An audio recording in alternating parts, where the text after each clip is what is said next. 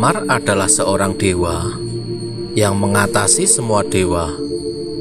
Ia adalah dewa yang mengejawantah, menjelma menjadi manusia, yang kemudian menjadi pamong raja, Pandawa, dan para kesatria lainnya yang tidak terkalahkan. Oleh karena para Pandawa merupakan nenek moyang raja-raja Jawa, maka Semar diyakini sebagai pamomong dan danyang Pulau Jawa dan seluruh dunia. Ia merupakan pribadi yang sederhana dan bijaksana berkat sikap batinnya, dan bukan dari sikap lahir dan keterdidikannya. Ia merupakan pamomong yang sepi ing pamrih, rame ing gawe, sepi akan maksud, rajin dalam bekerja, dan memayu hayuning bawono, menjaga kedamaian dunia. Sang Hyang Semar adalah pengejawantahan dari Sang Hyang Ismoyo yang mempunyai sifat-sifat ketuhanan yang ada pada diri Semar. Semar merupakan pamomong dari aspek kehidupan dan kebaikan. Semar merupakan penyelenggaraan ilahi, maka kemunculan Semar diterjemahkan sebagai kehadiran Sang Ilahi dalam kehidupan nyata dengan cara yang tersamar, penuh misteri. Titisan Sang Hyang Tunggal atau Yang Maha Kuasa menitiskan 3 sosok. 3 sosok ini diibaratkan dalam satu butir telur dengan 3 komponen di dalamnya, yaitu putih, kuning telur, dan kulit atau cangkang telur. Kulit atau cangkang telur sebagai Sang Hyang Betara Antogo dan Betara Tejomoyo atau pamomong dalam aspek kematian dan kejahatan. Putih telur sebagai Sang Hyang Betara Ismoyo atau pamomong dalam aspek kehidupan dan kebaikan. Komponen terakhir yaitu kuning telur sebagai Sang Hyang Betara Marmoyo atau pamomong dalam aspek kehidupan dan kematian. Keunikan dari bentuk perwujudan Semar sulit untuk ditebak atau diterka. Tubuh yang serba bulat, payudara yang seperti wanita, tetapi dengan wajah seorang laki-laki. Raut wajah yang menunjukkan bahwa dia sudah berusia lanjut. Rambutnya berwarna putih, namun dengan potongan unik. Kuncung seperti anak-anak. Bibirnya selalu tersungging ke atas alias selalu tersenyum, dan matanya selalu sendu dan menyorotkan rasa welas asih. Dia menggunakan kain sarung berwarna kawung, memakai sabuk tampar seperti layaknya pakaian yang digunakan oleh kebanyakan abdi. Di balik bentuknya yang memang tidak lazim, perawakannya memberikan makna bahwa Semar selain sebagai sosok yang isyarat misteri, dia juga sebagai simbol kesempurnaan dan keselarasan dalam kehidupan. Di dalam Semar terdapat karakter wanita, karakter laki-laki, karakter anak-anak, dan karakter orang dewasa atau orang tua. Pemaknaan mengenai kehidupan secara dalam juga tergambar dari nama yang sering kita dengar, Semar Bodronoyo.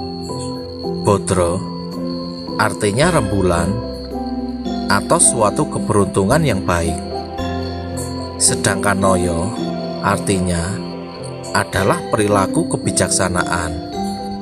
Bodronoyo artinya di dalam perilaku kebijaksanaan yang baik tersimpan sebuah keberuntungan yang baik.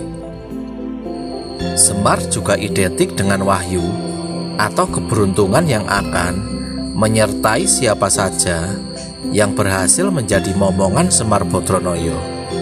Tetapi diceritakan dalam lakon wayang, Semar ini menjadi rebutan antara raja dan kesatria, karena dipercaya siapa yang memiliki Semar Badranaya, maka keberuntungan akan selalu berpihak. Ketika para raja, ksatria, dan para pendeta memperebutkan Semar Badranaya dalam usahanya mendapatkan wahyu, mereka terbagi menjadi dua sudut pandang. Sudut pandang pertama menjadikan Semar Badranaya sebagai sebuah target yang tentunya didapat untuk mendapatkan keuntungan sebagai sebelah pihak semata.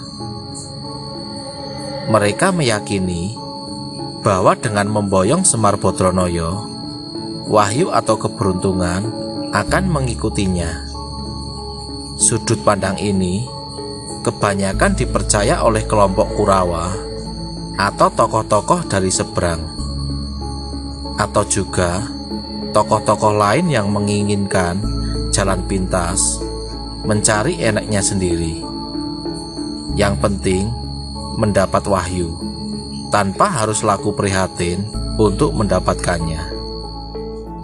Sudut pandang yang kedua adalah mereka yang menjadikan Semar Badranaya sebagai sarana batin untuk sebuah proses, dengan resiko harus mau membuka hati secara tulus agar Semar Badranaya masuk dan tinggal menyertai dalam kehidupannya, dan juga kemauan yang keras untuk berproses sebagai meraih wahyu atau keberuntungan. Pandangan ini adalah kelompok dari keturunan Saptawarga. Mengapa wahyu selalu jatuh kepada keturunan Saptawarga? Karena keturunan Saptawarga selalu mengajarkan perilaku kebijaksanaan. Di kalangan keturunan ada sebuah warisan tradisi spiritual yang kuat dan konsisten dalam hidupnya. Tradisi itu antara lain sikap rendah hati, suka menolong sesama, tidak serakah, melakukan tapa, mengurangi makan atau tidur, serta lelaku batin yang lainnya. Karena tradisi-tradisi itulah keturunan Saptawarga kuat diemong oleh Semar Badranaya. Yang menjadi pertanyaan sekarang adalah, mungkinkah kita bisa mewarisi tradisi itu di tengah-tengah kehidupan yang pragmatis? Kami pastikan jawabannya adalah bisa, tetapi dengan syarat yang tentunya tidak mudah, di mana sifat luhur yang sudah disebutkan tadi sudah bisa diimplementasikan dalam kehidupan tanpa paksaan. Kemauan, komitmen, dan konsistensi untuk bekerja keras meraih wahyu atau keberuntungan sangat diuji. Ketika Semar sudah menetapkan pilihannya, orang yang kuat diemong harus mau mengikuti alur dan proses untuk menuju kepada wahyu atau keberuntungannya, di mana dalam proses momongan ini harus belajar memaknai kehidupan dari segala sudut pandang, sehingga menciptakan welas asih yang benar-benar tumbuh di dalam hatinya. Semar juga dapat dijadikan simbol rasa eling atau rasa ingat, yakni ingat kepada Yang Maha Pencipta dan segala ciptaannya yang berupa alam semesta beserta isinya, dan juga rasa hormat kepada segala ciptaannya. Untuk melestarikannya, kalau bukan kita, lalu siapa lagi? Bangsa kita punya tradisi sendiri, bangsa kita punya budaya sendiri, tetapi mengapa kita masih meniru budaya bangsa lain? Seharusnya kita bangga dijadikan orang Jawa dan bangsa Indonesia. Tetapi mengapa kita lebih bangga dengan semua atribut dari bangsa lain yang belum tentu sesuai dengan kepribadian bangsa Indonesia dan orang Jawa.